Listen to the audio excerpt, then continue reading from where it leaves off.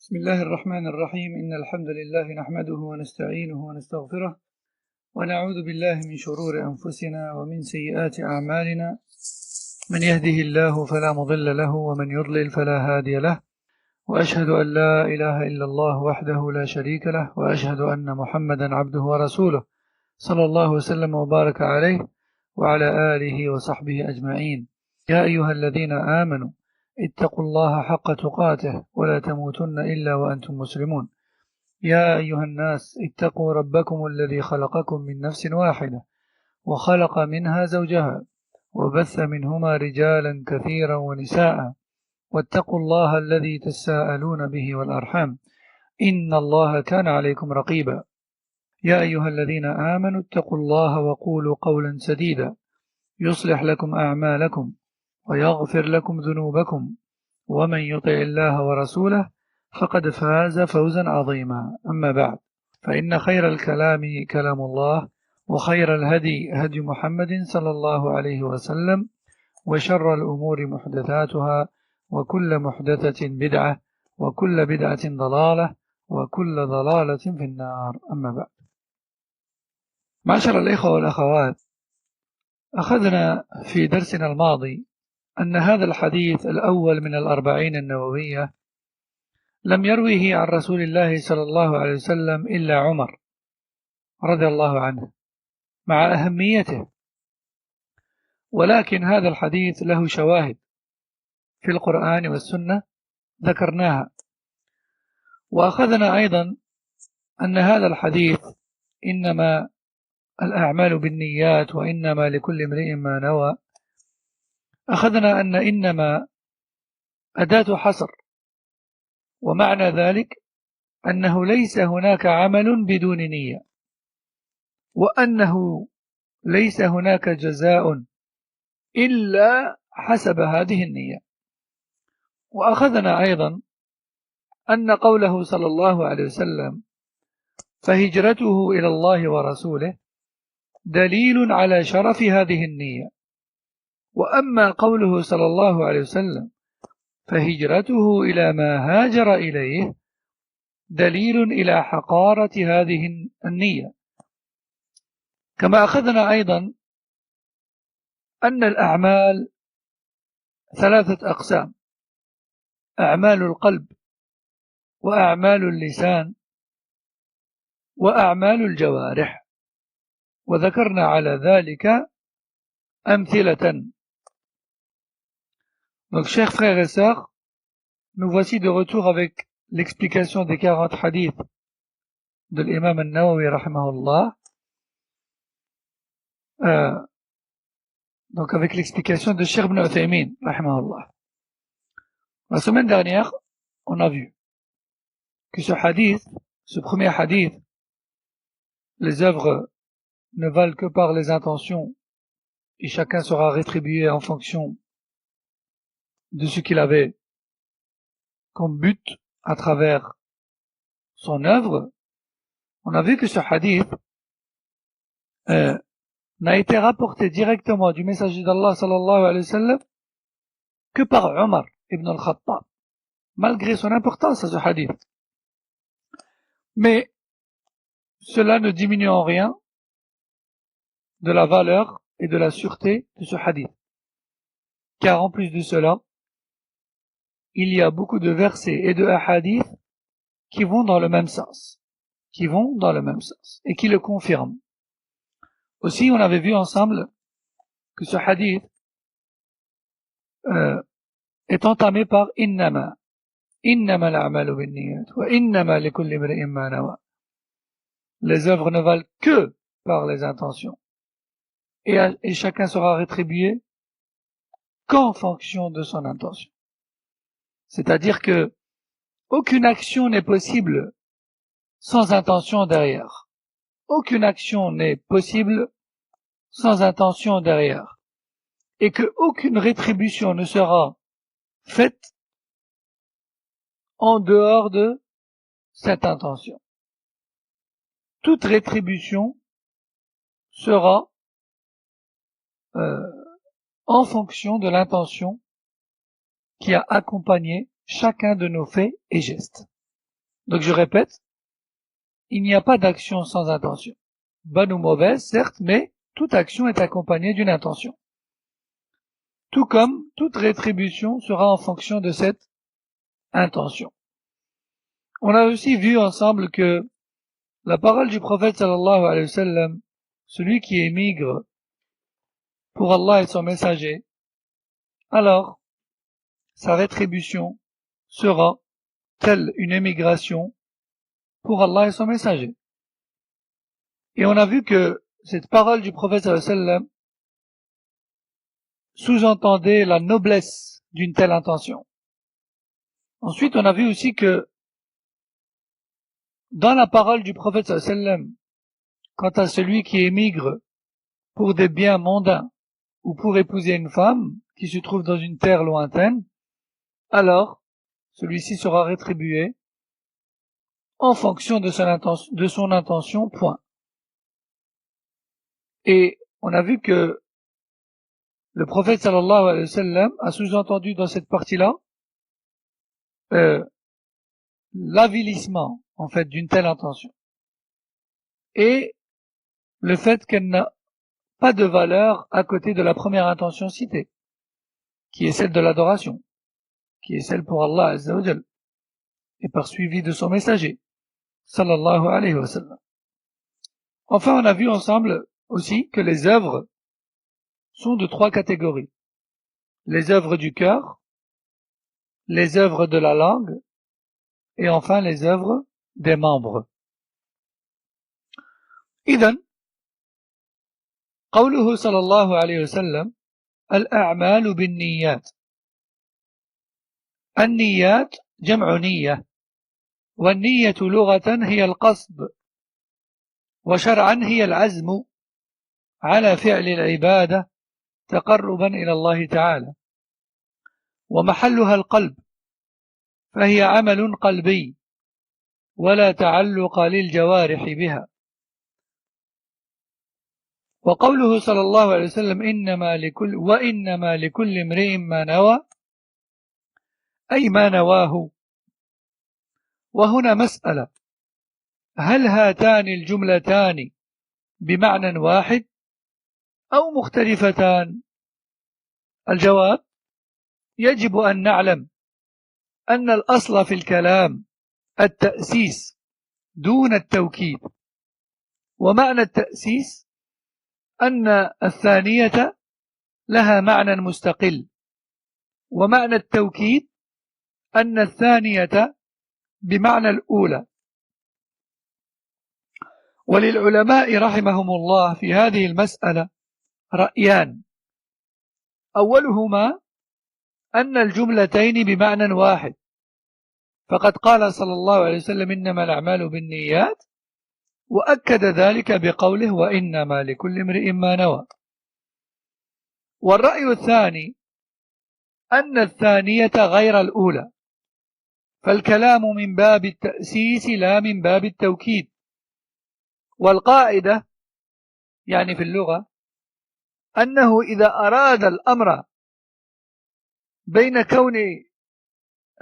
أنه إذا دار الأمر بين كون الكلام تأسيسا أو توكيدا فإننا نجعله تأسيسا، وأن نجعل الثاني غير الأول، لأنك لو جعلت الثاني هو الأول صار في ذلك تكرار يحتاج إلى أن نعرف السبب. قال الشيخ ابن عثيمين رحمه الله: والصواب أن الثانية غير الأولى باعتبار المنوي وهو العمل، والثانية باعتبار المنوي له وهو المعمول له. هل أنت عملت لله أو عملت للدنيا؟ ويدل لهذا ما فرعه عليه النبي صلى الله عليه وسلم في قوله: فمن كانت هجرته إلى الله ورسوله فهجرته إلى الله ورسوله. وعلى هذا يبقى الكلام لا تكرار فيه. Cheikh Ibn Uthaymin rahimahullah nous dit an-niyya, linguistiquement parlant, c'est l'intention. Et religieusement parlant, c'est la ferme intention d'accomplir un acte d'adoration dans le but de se rapprocher d'Allah. Je répète, an-niyya, linguistiquement, c'est l'intention. Mais religieusement, an-niyya, c'est la ferme intention d'accomplir un acte d'adoration dans le but de se rapprocher d'Allah. Tabaraka wa ta'ala. Et l'intention doit être formulée dans le cœur. L'intention, c'est un acte d'adoration qui émane du cœur. Il ne doit avoir aucun lien ni avec la langue ni avec les membres. Ensuite, il a dit, alayhi salatu wassalam, chacun sera rétribué en fonction de son intention. Ici, Cheikh Al-Uthaymin, rahimahullah, nous dit, une bonne question se pose. Le prophète sallallahu alayhi wa sallam dit, innama al-a'mal bin-niyyat wa innama likulli imri'in ma nawa. D'apparence, ces deux phrases se ressemblent. Et si je traduis textuellement, ça donne, les œuvres ne valent que par les intentions, et chacun son intention. Ces deux phrases, elles ont l'air de se ressembler. Et du coup, la question qui se pose, c'est, est-ce que ces deux phrases ont le même sens voulu ou pas? Et Cheikh Al-Uthaymin, rahimahullah, nous dit que les savants ont deux avis en cela. Le premier avis dit que la deuxième vient confirmer la première. C'est-à-dire, innama al-a'mal bin-niyyat, les œuvres ne valent que par les intentions, hein, ou plutôt toute œuvre est accompagnée d'une intention. Et la deuxième ne fait que la confirmer. Et chacun son intention. Ça, c'est le premier avis. Le deuxième avis, lui, il dit que non, les deux phrases n'ont pas le même sens. La première n'est pas confirmée par la deuxième. La première veut dire les œuvres sont toutes accompagnées d'une intention. Hein? C'est-à-dire que, en fait, la première, elle vise l'acte accompagné de l'intention voulue, de l'intention formulée, pardon. La première vise l'acte accompli et accompagné d'une intention. Innama al-a'mal, les actes ne valent que par les intentions. Donc là, c'est pour ça que je l'ai traduit comme ça dès le début, parce qu'en fait, c'est l'avis le plus juste. Hein, on pourrait traduire, selon le premier avis, on traduirait ce hadith en disant toute œuvre est accompagnée d'une intention et à chacun son intention. D'accord? Et avec cette traduction-là, en fait, la deuxième phrase n'est venue que confirmer la première. Elles ont le même sens. Mais selon le deuxième avis, qui est Inch'Allah le plus juste, les deux phrases n'ont pas le même sens. La première veut dire tout acte est accompagné d'une intention. Et la deuxième, chacun sera rétribué en fonction du but qu'il a eu dans son acte. Donc la première phrase vise l'acte d'adoration accompli. Et la deuxième phrase vise le but accompli. Donc si je veux résumer et simplifier ça, je dis toute action est accompagnée d'une niyya. Mais la niyya, elle est de deux types. Il y a la niyya qui est en lien avec l'action accomplie et une niyya qui est en lien avec le but de cette action. Exemple.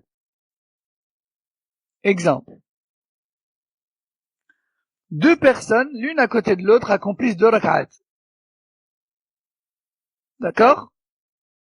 Le premier, il fait 2 rak'at parce qu'il a fait ses ablutions. Le deuxième, il fait 2 rak'at parce qu'il prie salat al-fajr, obligatoire. Donc là, en fait, grâce à la niyya, on a pu faire la différence entre deux actes qui se ressemblent. Donc voilà ce que veut dire la niya en lien avec l'acte accompli. Ensuite, la niya, elle est également en lien avec quoi? Avec le but visé à travers l'acte accompli. Et en l'occurrence, comme par exemple dans l'exemple que le prophète sallallahu alayhi wa sallam donne dans le hadith, celui qui émigre pour Allah, alors son émigration elle est pour Allah. Et celui qui émigre pour la dunya ou pour une femme, alors son émigration elle est pour ce pourquoi il a émigré. Donc je récapitule, et je répète une dernière fois, en fait la niya elle est de deux types. Il y a la niya liée à l'acte et il y a la niya liée au but visé à travers l'acte. D'accord? Et Cheikh Al-Uthaymin rahmallah nous dit l'avis le plus juste, c'est le deuxième. Car à la base les Arabes lorsqu'ils prononcent deux phrases semblables l'une à la suite de l'autre, ils n'ont pas pour intention de répéter, mais plutôt de donner un détail supplémentaire, car les Arabes sont contre les répétitions. أين ثم قال الشيخ رحمه الله والمقصود من هذه النية تمييز العادات من العبادات تمييز العادات من العبادات وكذلك تمييز العبادات بعضها من بعض. Alors, le but de la niya c'est quoi? Pourquoi en islam la niya est importante? Car avec la niya, on va pouvoir distinguer entre les différents types entre les différents actes d'adoration, même s'ils se ressemblent, comme l'exemple que j'ai donné avec les deux rak'at. Ou on peut donner d'autres exemples. Deux personnes qui plongent dans la mer. Le premier est en état de l'impureté majeure. Il a plongé avec l'intention de se purifier. Il a dit Bismillah, il a plongé. Le deuxième, il a plongé pour se rafraîchir. Et là, clairement, l'intention va distinguer les deux hommes. Car le premier a accompli un acte d'adoration. L'autre, il s'est juste diverti. Ou rafraîchi. Donc, l'intention nous permet de faire la différence entre les habitudes de la vie et les actes d'adoration. L'intention, la niya, elle a aussi un deuxième but, qui est de distinguer entre les actes d'adoration. Je pense que je me suis répété. Donc je récapitule. La niya permet de distinguer entre deux actes d'adoration qui se ressemblent, et elle permet aussi de distinguer entre les habitudes de la vie et les actes d'adoration qui y ressemblent d'apparence.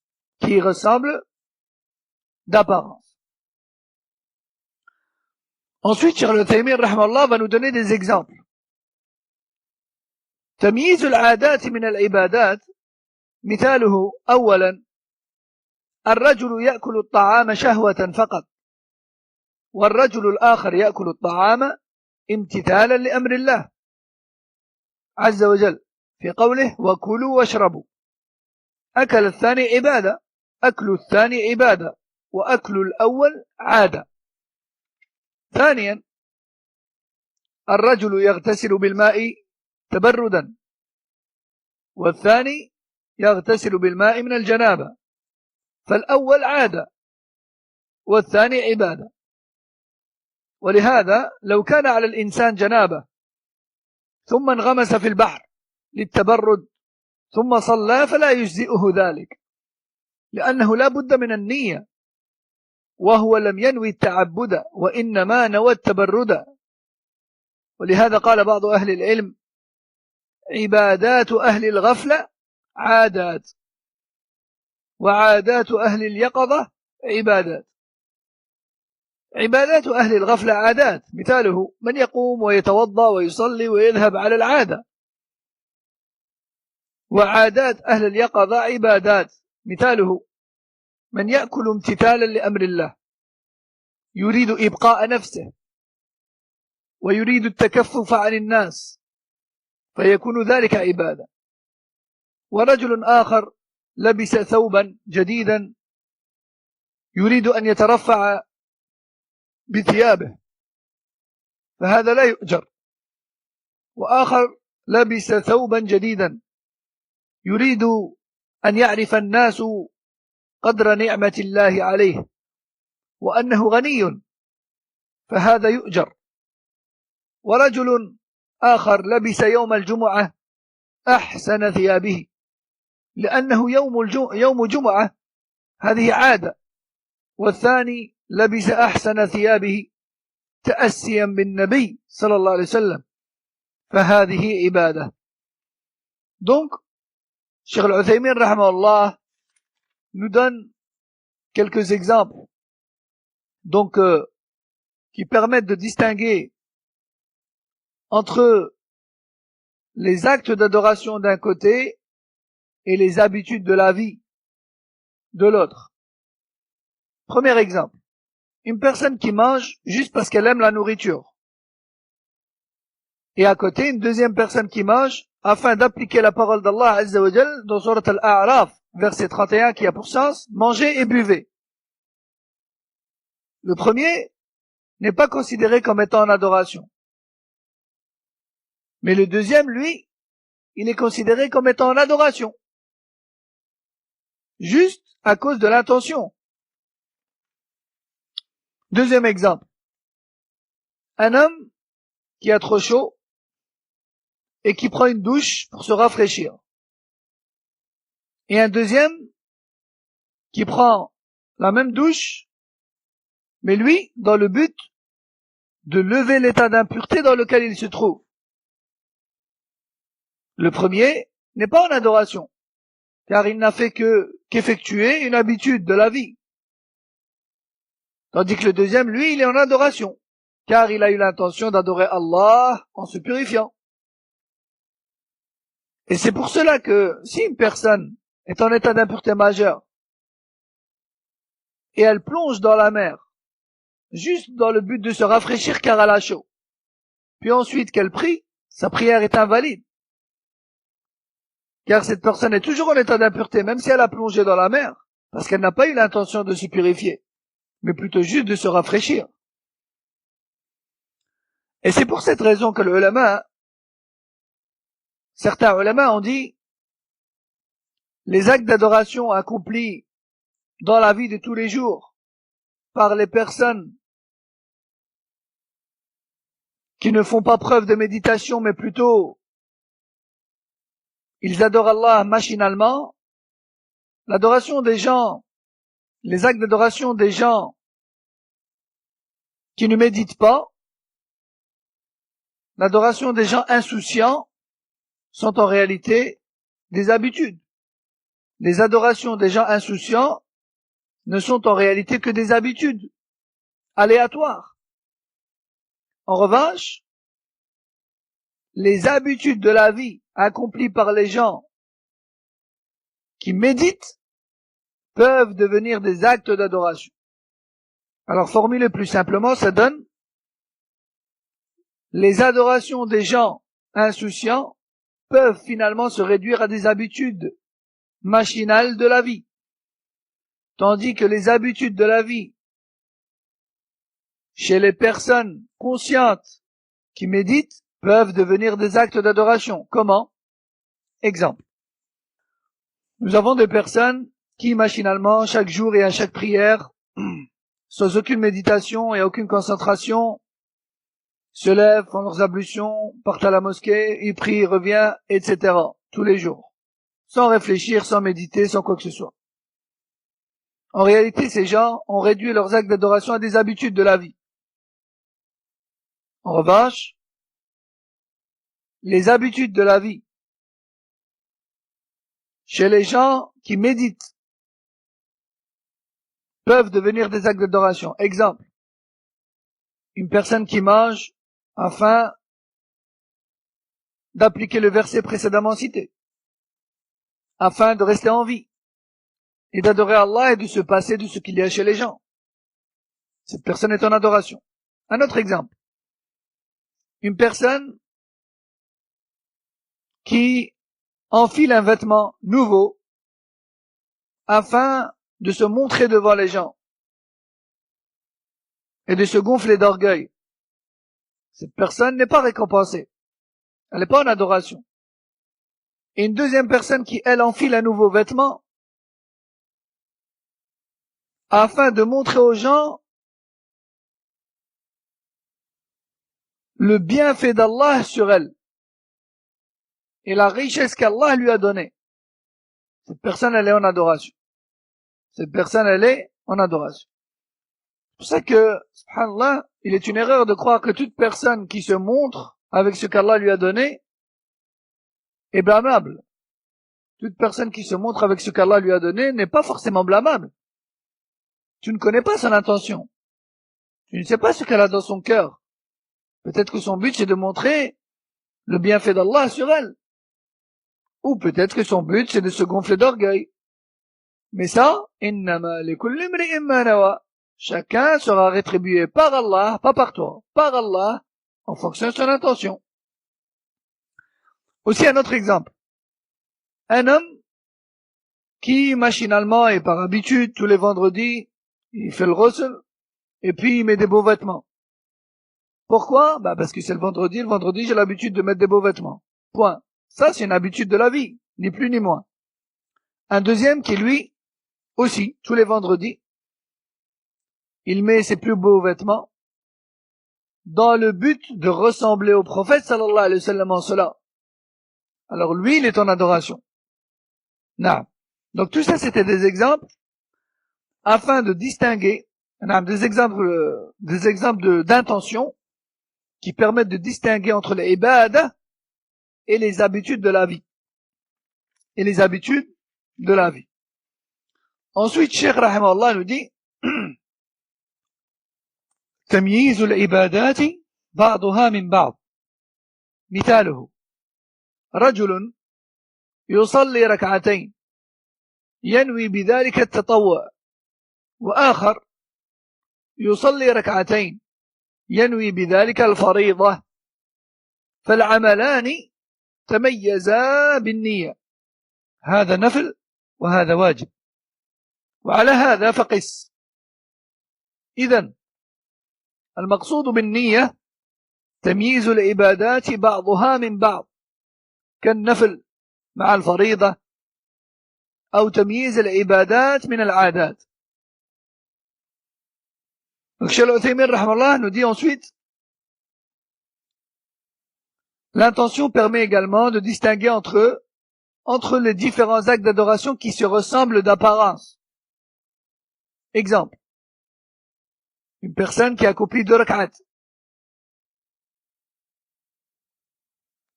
avec la niya de la surérogatoire. Et une deuxième personne qui elle accomplit 2 rak'at mais avec la niya de l'obligatoire.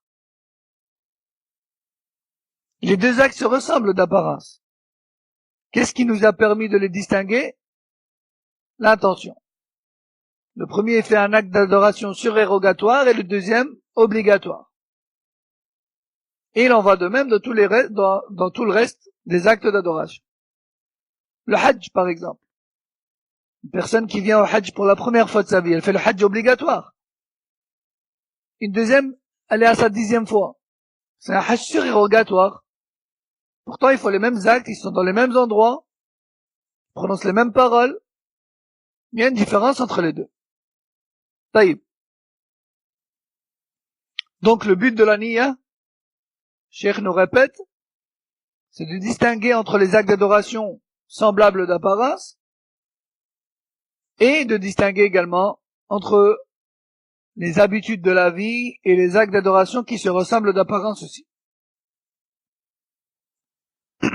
قال الشيخ واعلم أن النية محلها القلب ولا ينطق بها إطلاقا لأنك تتعبد لمن يعلم خائنة الأعين وما تخفي الصدور والله تعالى عليم بما في قلوب عباده ولست تريد أن تقوم بين يدي من لا يعلم حتى تقول أتكلم بما أنوي ليعلم به، إنما تريد أن تقف بين يدي من يعلم ما توسوس به نفسك ويعلم متقلبك وماضيك وحاضرك.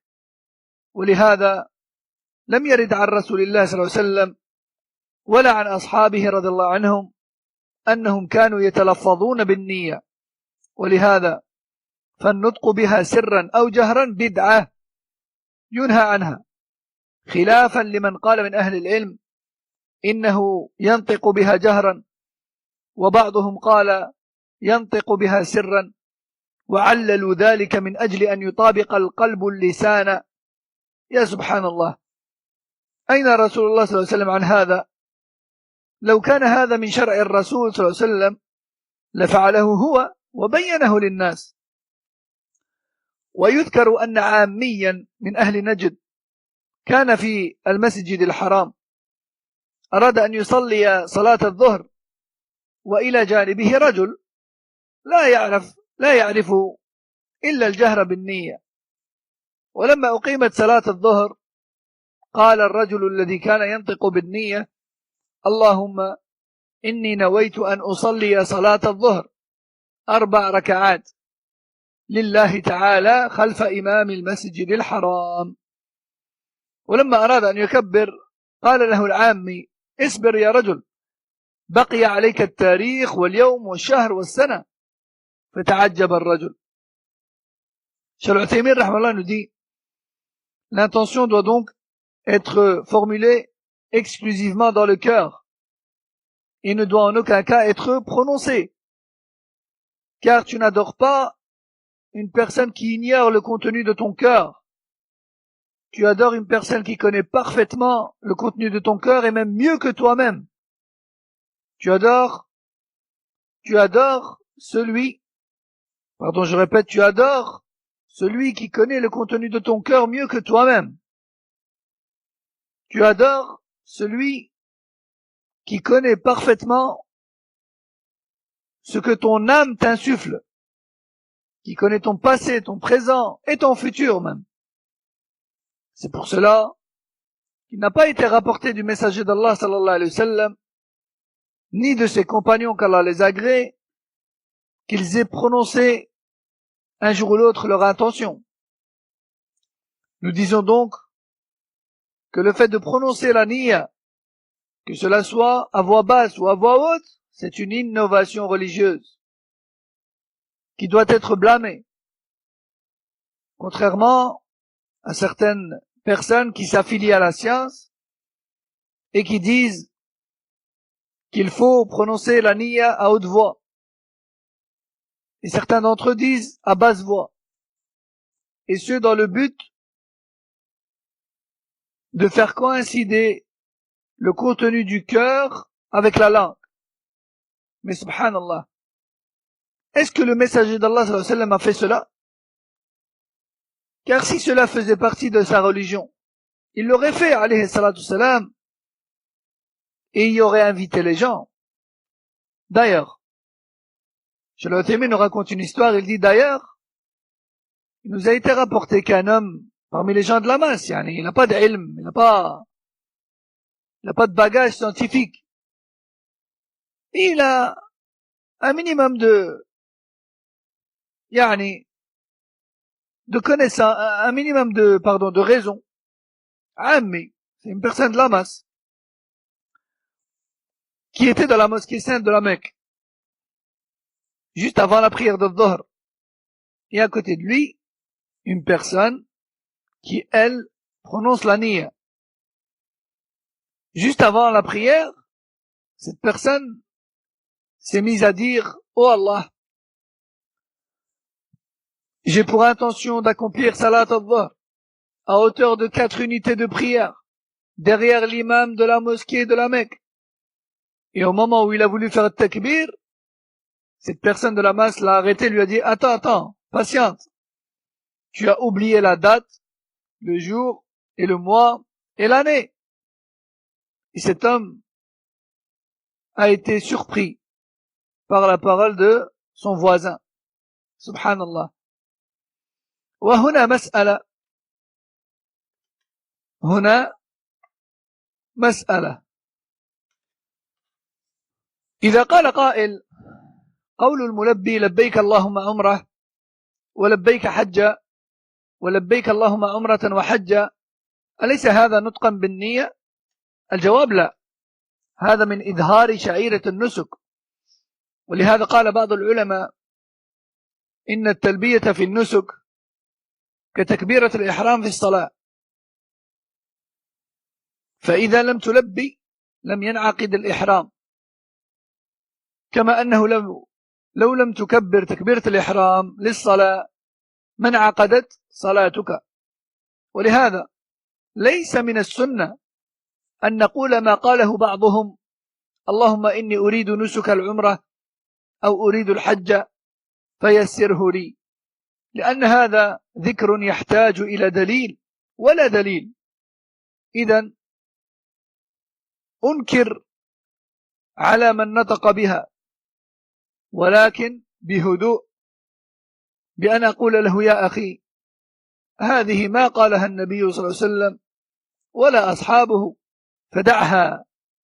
فإذا قالها فلان في كتابه الفلاني فقل له القول ما قاله الله ورسوله صلى الله عليه وسلم. Une question se pose.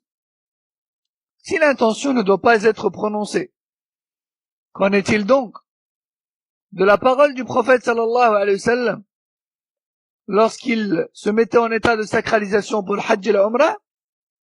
Il disait labbayk Allahumma umrah, labbayk Allahumma hajja. Oh Allah, je réponds à ton appel pour une umrah. Oh Allah, je réponds à ton appel pour le pèlerinage, voire même les deux. Est-ce que ceci est une prononciation de la niya? Réponse: ce n'est pas une prononciation de la niya. Ceci est une proclamation des rites d'Allah. C'est une proclamation des rites d'Allah. Et les ulama ont dit que le fait de dire labbayk Allahumma hajjan wa umra ou labbayk Allahumma umratan wa hajja, c'est la formule qui permet de rentrer dans l'état de sacralisation. De la même manière que takbirat al-ihram Allahu Akbar permet de rentrer en prière. Si tu dis pas Allahu Akbar, tu n'es pas rentré en prière. Pareil pour les rites de l'hajj et de l'umrah. Si tu dis pas labbayk Allahumma hajjatan wa umratan wa hajja, tu n'es pas rentré dans les rites. C'est pareil. Et c'est pour cette raison qu'il ne fait pas partie de la sunna de dire, de déformer la formule et de dire oh Allah, j'ai pour but, à travers ce voyage, d'accomplir les rites de la umrah ou bien du hajj. Parce qu'en fait, c'est une mauvaise compréhension de la parole du prophète sallallahu alayhi wa sallam. Le prophète sallallahu alayhi wa sallam a dit oh Allah, je réponds à ton invitation. Labbayk, je réponds à ton invitation. Il n'a pas dit urid, j'ai pour intention, je veux. Allah, il sait ce que tu veux. Mais le fait de dire oh Allah, je réponds à ton invitation, c'est une invocation qui permet de rentrer en état de sacralisation. C'est différent. Et le fait de déformer la formule et de dire oh Allah, je veux, ou bien j'ai pour intention de rentrer dans les rites, cette déformation dans l'adoration nécessite une preuve. Or, il n'y a aucune preuve et aucun texte avec cette formule-là. Donc, Cheikh Al-Uthaymin nous dit, si on voit une personne prononcer la niya, on doit la blâmer. Mais, attention, calmement, doucement, sagement, en lui disant, mon frère, ceci n'a pas été fait par le prophète sallallahu alayhi wa sallam, ni ses compagnons. Délaisse donc cela, c'est mieux pour toi. Et si cette personne te dit, oui, mais je l'ai lu dans tel livre, tel auteur a dit cela dans son livre, réponds-lui donc, en islam, c'est Allah et son messager qui ont dit, et non pas tel et tel. ثم وإنما لكل امرئ ما نوى هذه هي نية المعمول له يعني هل عملت لله أو لغير الله. والناس يتفاوتون فيها تفاوتا عظيما، حيث تجد رجلين يصليان بينهما أبعد مما بين المشرق والمغرب أو مما بين السماء والأرض في الثواب، لأن أحدهما مخلص والثاني غير مخلص.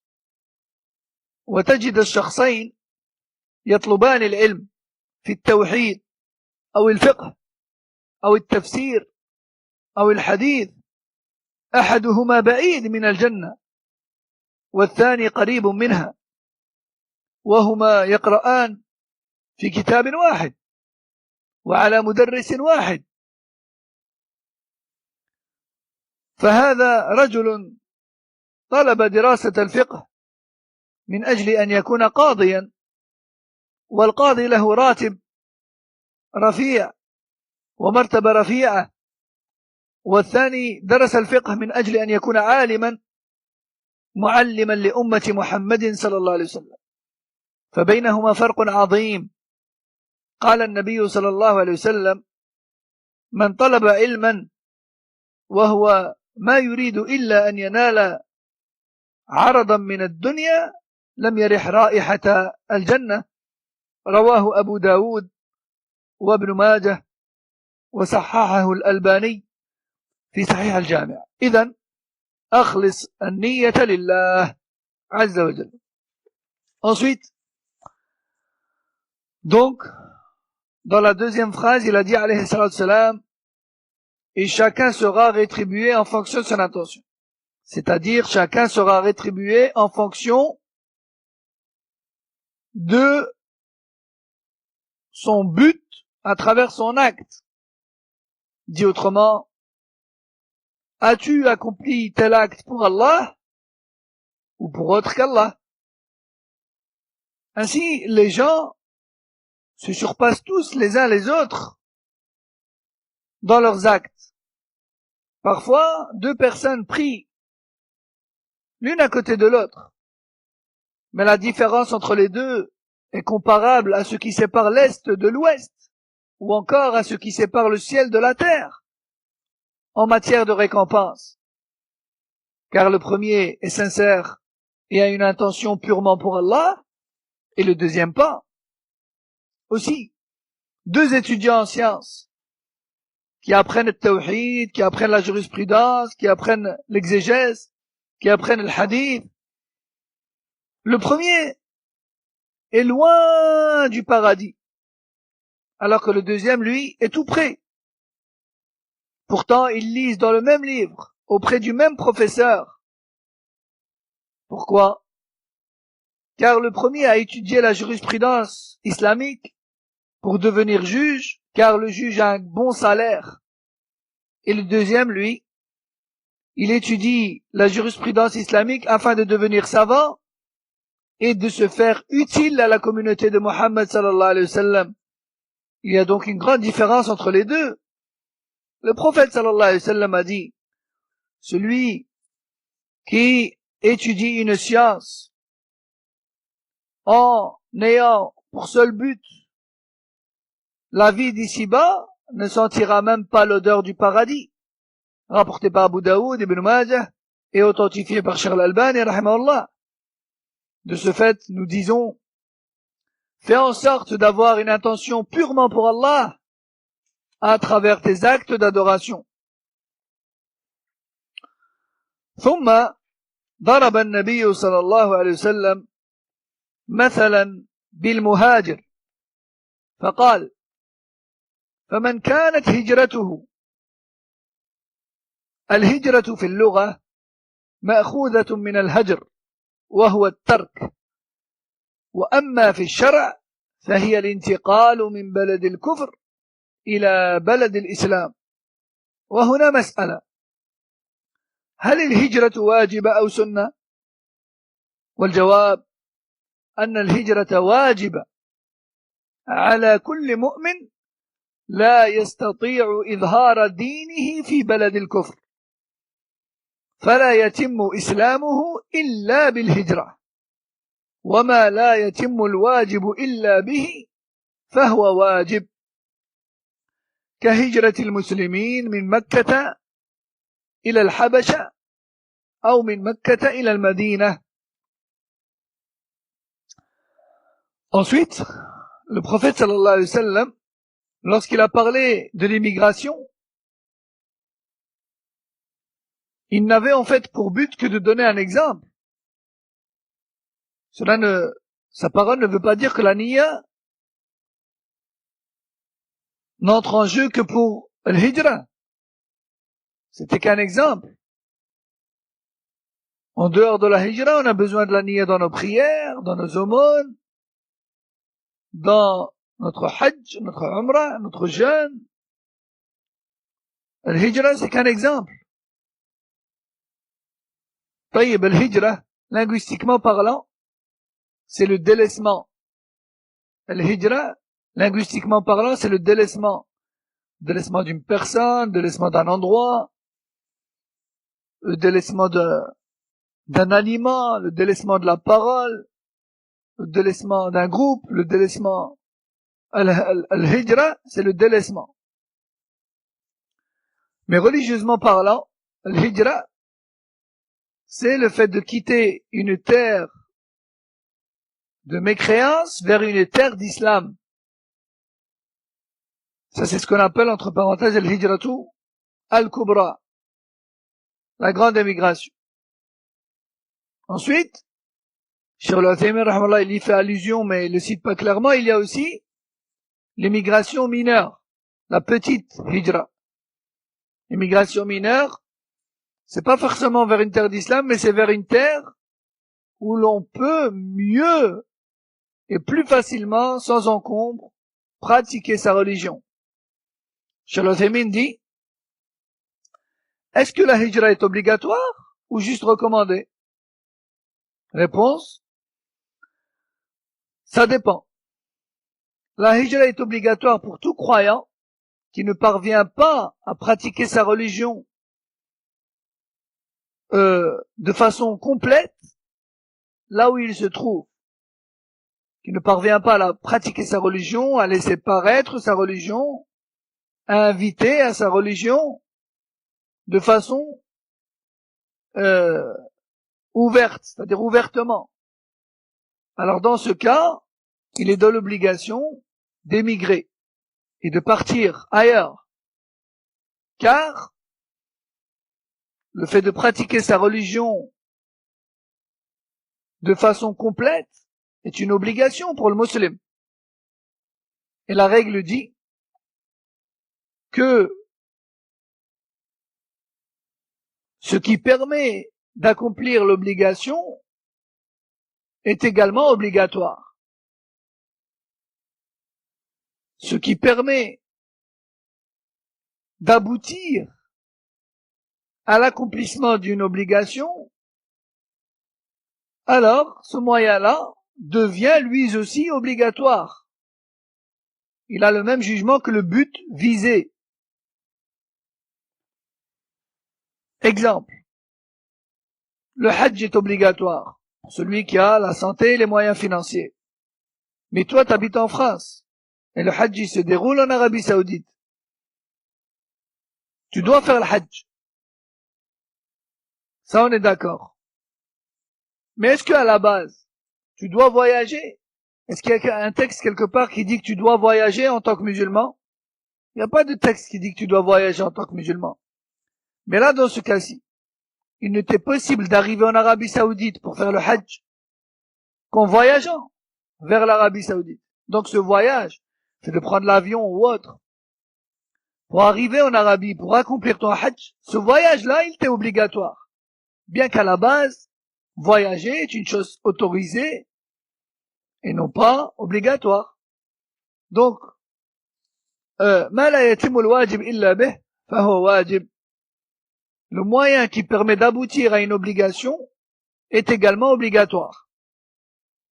Et ensuite, sur le thème, il dit, comme les compagnons ont émigré vers la Mecque et également vers l'ancienne Abyssinie, qui est actuellement l'Éthiopie, qui était en fait un royaume chrétien où les gens étaient libres de pratiquer leur religion. C'était pas une terre d'islam, mais c'était une terre où les musulmans étaient libres de pratiquer leur religion sans problème. Et c'est ça que je visais par l'immigration mineure. Wallahu a'lam. ثم قال فمن كانت هجرته إلى الله ورسوله فهجرته إلى الله ورسوله كرجل انتقل من مكة قبل الفتح إلى المدينة يريد الله ورسوله أي يريد ثواب الله ويريد الوصول إلى رسول الله صلى الله عليه وسلم كقوله تعالى وإن كنتن تريدن الله ورسوله إذن يريد الله يعني يريد وجه الله ونصرة دين الله وهذه إرادة حسنة ويريد رسول الله صلى الله عليه وسلم ليفوز بصحبته ويعمل بسنته ويدافع عنها ويدعو إليها ويذب عنها وينصر دين الله ودين رسوله صلى الله عليه وسلم فهذا هجرته إلى الله ورسوله. والله يقول في الحديث القدسي من تقرب إلي شبرا تقربت إليه ذراعا فإذا أراد الله فإن الله يكافئه على ذلك بأعظم مما عمل. Ensuite, le prophète sallallahu alayhi wa sallam a dit, dans le premier exemple, celui donc qui émigre pour Allah et son messager, alors son émigration sera rétribuée comme telle. Comme par exemple à l'époque des Sahaba, lorsqu'un musulman quittait la Mecque pour Médine, lorsque la Mecque n'était pas encore terre d'islam, lorsque donc ce nouveau musulman embrassait l'islam et qu'il quittait la Mecque pour Médine, par obéissance à Allah et pour rejoindre le messager d'Allah, sallallahu alayhi wa sallam, alors Allah Jalla wa Ala le rétribue pour cela. Allah Jalla wa Ala le rétribue pour cela. Car celui qui faisait cela avait pour but d'acquérir l'agrément d'Allah et d'être en la compagnie du messager d'Allah sallallahu alayhi wa sallam afin d'apprendre et de mettre en application sa sunna et de la défendre et de le soutenir dans sa da'wa. Et Allah subhanahu wa ta'ala dit dans le hadith divin rapporté par le Bukhari et Muslim, quiconque se rapproche de moi, ne fût-ce que d'un empan, je viendrai vers lui d'une coudée. Je viendrai vers lui à hauteur d'une coudée. Celui donc qui œuvre pour Allah, alors Allah Jalla wa Ala le rétribue et le récompense encore plus que ce qu'il a accompli comme action. وهنا تأتي مسألة بعد موت الرسول صلى الله عليه وسلم هل يمكن أن نهاجر إليه؟ الجواب أما شخصه فلا، ولذلك لا يهاجر إلى المدينة من أجل شخص الرسول صلى الله عليه وسلم لأنه تحت الثرى. وأما الهجرة إلى سنته وشرعه صلى الله عليه وسلم فهذا مما جاء الحث عليه، وذلك مثل الذهاب إلى بلد لنصرة شريعة الرسول صلى الله عليه وسلم والذود عنها، فالهجرة إلى الله في كل وقت وحين، والهجرة إلى رسول الله صلى الله عليه وسلم لشخصه وشريعته حال حياته، وأما بعد مماته فإلى شريعته فقط. نظير هذا قوله تعالى: فإن تنازعتم في شيء فردوه إلى الله والرسول، إلى الله دائما، وإلى الرسول نفسه في حياته، وإلى سنته بعد وفاته. فمن ذهب من بلد إلى بلد ليتعلم الحديث فهذا هجرته إلى الله ورسوله، ومن هاجر من بلد إلى بلد لامرأة يتزوجها بأن خطبها وقالت لا أتزوجك إلا إذا حضرت إلى بلدي فهجرته إلى ما هاجر إليه. Ici, une question intéressante se pose. Après la mort du prophète sallallahu alayhi wa sallam, est-il possible d'émigrer vers lui? Réponse: quant à sa personne et son physique, alayhi salatu salam, alors cela n'est plus possible. Car le prophète sallallahu alayhi wa sallam est mort. Et il est maintenant sous terre. Par contre, émigrer vers sa tradition et vers les terres où se trouve sa législation et sa religion, alors oui, cela est possible. D'ailleurs, les textes encouragent cela. Une personne, par exemple, qui quitte une terre vers une autre, où se trouve la charia du messager d'Allah sallallahu alayhi wa sallam, afin de l'apprendre, afin de la défendre, afin de l'appliquer, afin de la propager et de l'enseigner, alors cela est une bonne chose. Donc l'émigration vers Allah, ça c'est en tout temps, en toute époque.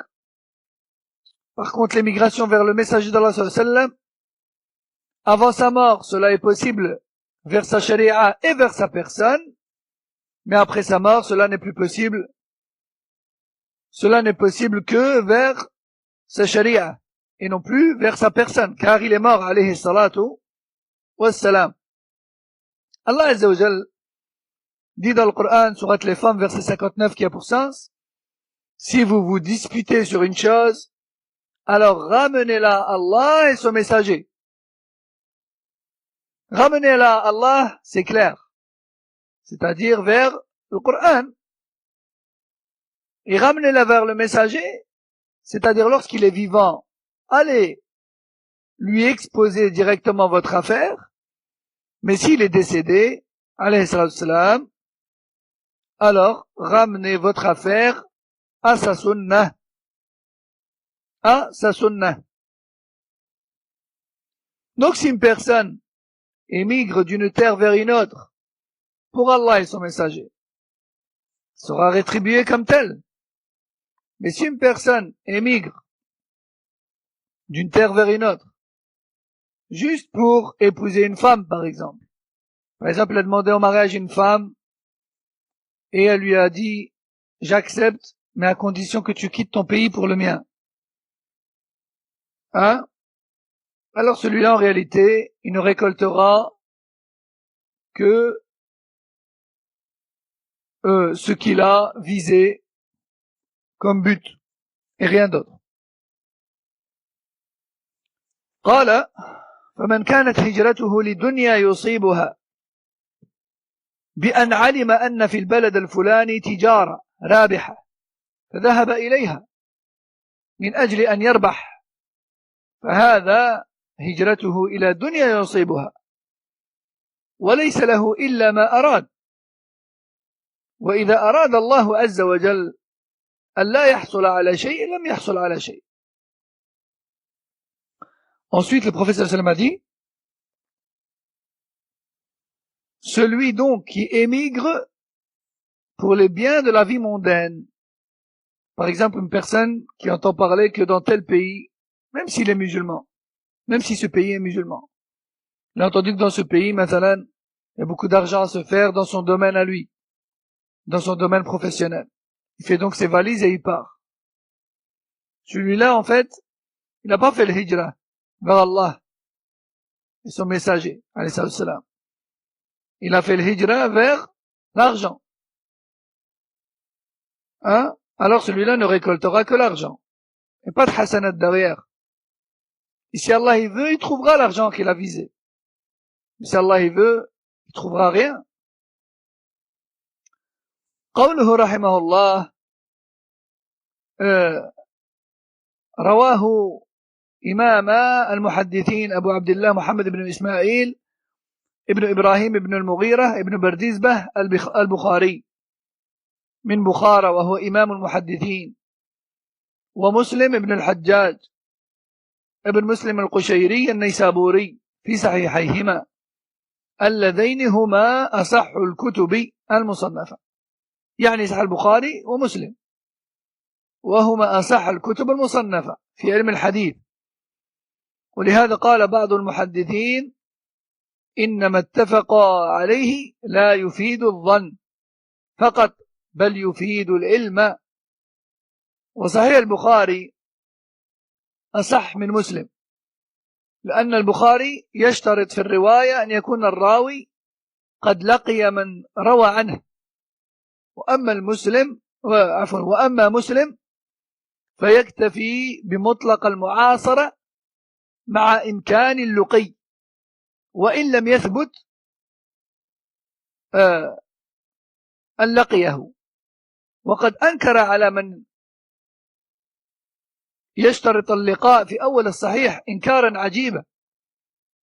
فالصواب ما ذكره البخاري أنه لا بد من ثبوت اللقي، لكن ذكر العلماء أن سياق مسلم أحسن من سياق البخاري، لأنه يذكر الحديث ثم يذكر شواهده ومتابعاته في مكان واحد، وأما البخاري يفرق الحديث، ففي الصناعة صحيح مسلم أفضل، وأما في الرواية والصحة فصحيح البخاري أفضل. قال الشاعر: تشاجر قوم في البخاري ومسلم لدي وقالوا أي ذين تقدم، فقلت لقد فاق البخاري صحة كما فاق في حسن الصناعة مسلم. Enfin, on termine pour aujourd'hui en disant, ou plutôt en commentant donc la parole de l'imam Nawawi rahimahullah à la fin de ce hadith. Il a dit, ce hadith a été rapporté par les deux imams du hadith, Abu Abdillah Muhammad, fils de Ismaïl, fils de Ibrahim, fils de Al-Mughira, fils de Bardizbah, Al-Bukhari, c'est-à-dire qui vient de la région de Bukhara, qui est actuellement, qui s'appelle toujours Bukhara d'ailleurs, et qui se trouve en Ouzbékistan. Rapporté également par Muslim ibn al-Hajjaj ibn Muslim al-Qushayri al-Naysaburi. Et Naysabur, si je ne me trompe pas, c'est actuellement en Iran. Donc ce hadith a été cité dans leur Sahih. Et Sahih al-Bukhari et Sahih Muslim sont les deux livres les plus authentiques parmi les livres de l'hadith. D'ailleurs, certains savants du hadith ont dit que tous les hadiths sur lesquels Al-Bukhari et Muslim se sont accordés dans l'authentification ne résultent pas une simple probabilité d'authenticité, mais plutôt une certitude d'authenticité. Sahih al-Bukhari, le contenu de Sahih al-Bukhari, de façon générale, est plus authentique que celui de Sahih Muslim. Le contenu de al-Bukhari est de façon générale plus authentique que celui de Muslim. Pourquoi?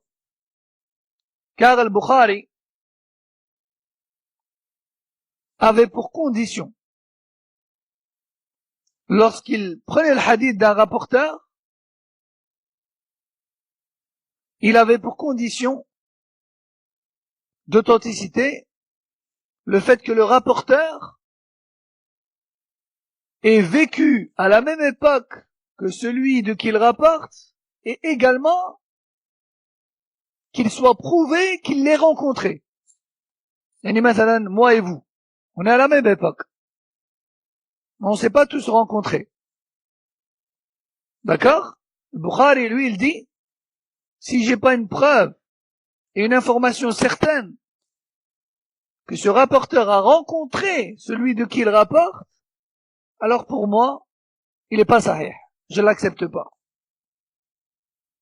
Muslim, lui, il dit, il suffit que le rapporteur et celui de qui il rapporte aient vécu à une même époque avec une possibilité de rencontre entre les deux, mais pas forcément la certitude qu'ils se soient rencontrés. Voilà pourquoi le Bukhari est plus authentique que Muslim, même s'ils sont tous les deux authentiques. Et Cheikh Al-Uthaymin, rahmallah, nous dit que l'avis le plus juste est celui de Bukhari.